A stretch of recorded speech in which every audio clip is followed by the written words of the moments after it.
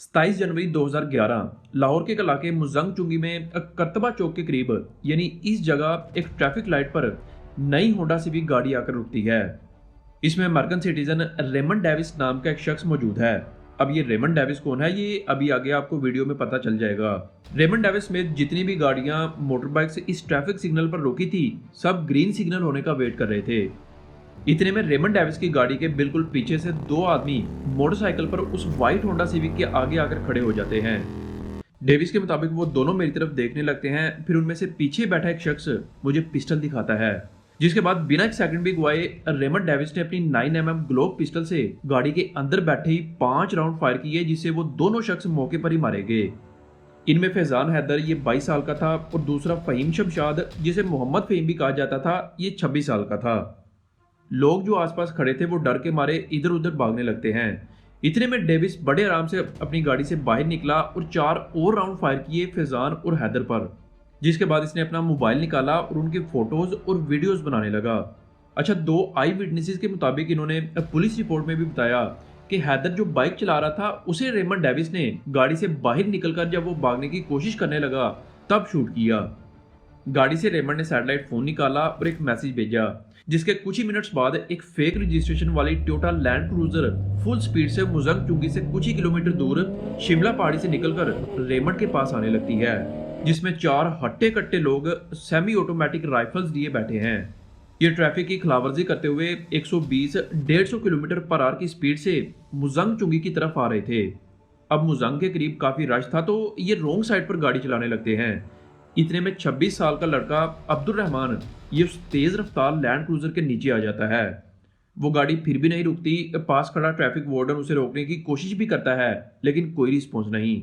वो बेकसूर अब्दुल रहमान भी ऑन द स्पॉट मारा जाता है। कुछ मिनट बाद जब वो लैंड क्रूजर इंसिडेंट साइट पर पहुंची तो रेमंड डेविस अपनी उसी होंडा सिविक में भाग चुका था। अब तक 15 पर पुलिस को भी इन्फॉर्म कर दिया गया था। वहीं डेविस भी फुल स्पीड से बाकी गाड़ियों को टक्करे मारता हुआ अनारकली की तरफ भागने लगता है जो मुजंग चुंगी के पास ही था। लेकिन अनारकली बाजार की पुरानी फूड स्ट्रीट में 2 ट्रैफिक वार्डन्स रेमंड को रोकने में सक्सेसफुल रहते हैं। वो फौरन पुलिस को अलर्ट भेजते हैं। अब पुलिस भी वहां आ जाती है और इस तरह रेमंड डेविस को अरेस्ट कर लिया जाता है। अरेस्ट के बाद इसकी गाड़ी से कई चीजें मिली, एक Glock handgun, infrared light, GPS equipment, 2 cellphones, एक सैटेलाइट फोन, 9mm की कई सारी गोलियां, magazines, multiple ATM cards, multiple military cards, एक कैमरा जिसमें रिस्ट्रिक्टेड एरियाज की कई सारी फोटोज और वीडियोज थी, जैसे पाकिस्तान इंडिया बॉर्डर के करीब जो मिलिट्री बंकर्स थे उनकी फोटोज और वीडियोज। कई ऐसे फेक मास्क भी थे जिनसे बेस बदला जा सकता था। लेकिन सवाल यहाँ पर यह उठता है कि आखिर कौन था ये रेमंड एलन डेविस।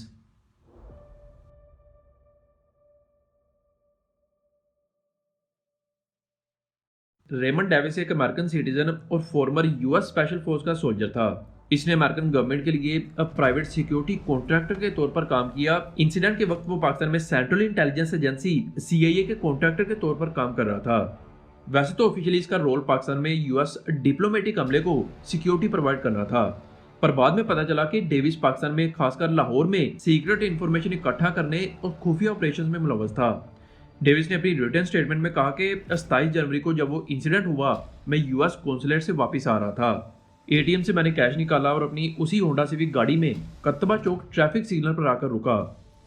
लेकिन पाकिस्तान पुलिस की रिपोर्ट के मुताबिक और जीपीएस रिकॉर्ड से पता चला कि डेविस असल में यूएस कॉन्सुलेट से नहीं बल्कि अपनी प्राइवेट रेजिडेंस स्कोच कॉर्नर अपर माल से आ रहा था। इसके अरेस्ट के बाद यूएस गवर्नमेंट ने फौरन पाकिस्तान पर दबाव डालना शुरू कर दिया कि डेविस तो एक डिप्लोमेट था और इस तरह डिप्लोमेटिक रिलेशंस पर वियना कन्वेंशन के तहत वो डिप्लोमेटिक इम्यूनिटी का हकदार है और इसलिए पाकिस्तानी कानून के तहत उसे अरेस्ट करना या उसके खिलाफ केस करना दोनों इलीगल हैं। वहीं पाकिस्तानी अथॉरिटीज के मुताबिक डेविस पाकिस्तान में एक डिप्लोमेटिक वीजा पर नहीं बल्कि एक बिजनेस वीजा पर था। चलो अगर डेविस कौंसलर स्टाफ में था भी तो 1963 के वियना कन्वेंशन के आर्टिकल 41 के मुताबिक अगर कोई कौंसलर ऑफिसर किसी सीरियस क्राइम के अलावा कोई छोटा मोटा क्राइम करता है तब इसे अरेस्ट नहीं किया जा सकता। लेकिन डेविस ने तो एक सीरियस क्राइम किया था, इसलिए इसे अरेस्ट भी किया जा सकता था और कोर्ट केस भी किया जा सकता था। रेमंड डेविस का नाम 25 जनवरी यानी इंसिडेंट से सिर्फ 2 दिन पहले यूएस एम्बेसी के एम्प्लॉयज की लिस्ट में नहीं था, पर इंसिडेंट के अगले ही दिन 28 जनवरी को डेविस को एम्प्लॉयज की लिस्ट में शामिल कर लिया गया। यूएस अथॉरिटीज पाकिस्तान पर दबाव डालती रही। इन्होंने यूएस के वाशिंगटन स्टेट में पाकिस्तानी एम्बेसी के साथ कम्युनिकेशन भी खत्म कर दिए। पर वही हुआ जिसका डर था। 28 जनवरी को डेविस को मॉडल टाउन की कचहरी में पेश किया जाना था। उस एरिया में रेड अलर्ट जारी कर दिया गया। मीडिया पर्सन्स पूरा दिन वहां वेट करते रहे, लेकिन डेविस को जानबूझकर कोर्ट का टाइम खत्म होने के बाद वीआईपी तरीके से बख्तरबंद गाड़ी में लाया गया, जहां से उसे कोर्ट लखपत जेल ट्रांसफर कर दिया गया। अब कोर्ट लखपत जेल अब पाकिस्तान की हार्डेस्ट जेल में से एक है। इस जेल में भी रेमंड डेविस को वीवीआईपी ट्रीटमेंट देना शुरू कर दिया गया। उसके खाने तक को डॉग से चेक करवा कर उस तक पहुंचाया जाता था कि कहीं इसमें कोई जहरीली चीज तो नहीं। उसके आसपास जितने भी गार्ड्स थे सबको कहा गया कि वो किसी भी किस्म का कोई भी वेपन ना रखें। और तो और टॉयलेट तक डेविस की पसंद का लगवा कर दिया गया। कुछ रिपोर्ट्स तो ये भी कहती हैं कि डेविस की डिमांड पर एक फीमेल फिजियोथेरेपिस्ट जेल में प्रोवाइड की गई और रेमंड की मर्जी के बगैर किसी को भी उससे मिलने की इजाजत नहीं थी। लखपत जेल में जो इसके लिए स्पेशल टॉयलेट तैयार हुआ था, उसका कमोड भी इसके कलर का था, वो बरगंडी कलर का आ गया, तो नहीं मैंने बेज कलर का लगवाना है। इतनी फैसिलिटीज। रेमंड डेविस की लाइकिंग डिसलाइकिंग, इवन कि he was provided a female physiotherapist to his barrack on his demand, कि वो बहुत ज्यादा एग्जॉस्टेड था, टायर्ड था। हमें तो ऐसी भी क्लास मिली है। इंसिडेंट के 9 दिन बाद 6 फरवरी को फहीम शमशाद की वाइफ ने खुदकुशी कर ली, क्योंकि उसे डर था कि डेविस को सजा दिए बगैर ही रिलीज कर दिया जाएगा। मरने से पहले उसकी सिर्फ एक ही डिमांड थी कि डेविस को उसके किए की सजा मिलनी चाहिए। वहीं पाकिस्तान और यूएस गवर्नमेंट की तरफ से फैजान और फहीम की फैमिलीज पर प्रेशर डालना शुरू कर दिया गया ताकि शरिया इस्लामिक लॉ के तहत पैसे देकर इस केस को खत्म किया जाए। ये कानूनी रास्ता है जिसे दिया कहा जाता है, लेकिन ये उस वक्त लागू होता है जब विक्टिम की फैमिली पर कोई किसी किस्म का प्रेशर ना हो। असद मंसूर भट्ट जो फैजान और फहीम की फैमिली का लॉयर था, उसके मुताबिक दोनों फैमिलीज को कई घंटे तक जेल में रखा गया और उनसे जबरदस्ती डॉक्यूमेंट्स पर साइन लिए गए दिया की रकम लेने के लिए, जो कि 1.4 से 3 मिलियन डॉलर्स के दरमियान थी। और इस तरह 16 मार्च 2011 को कोर्ट ने रेमंड एलन डेविस के जितने भी चार्जेस थे सबको खत्म करके उसे रिलीज कर दिया, जिसके फौरी बाद उसी दिन शाम के 4:53 पर डेविस एक 12 सीटर सेसना प्लेन से अफगानिस्तान काबुल के लिए टेक ऑफ कर जाता है।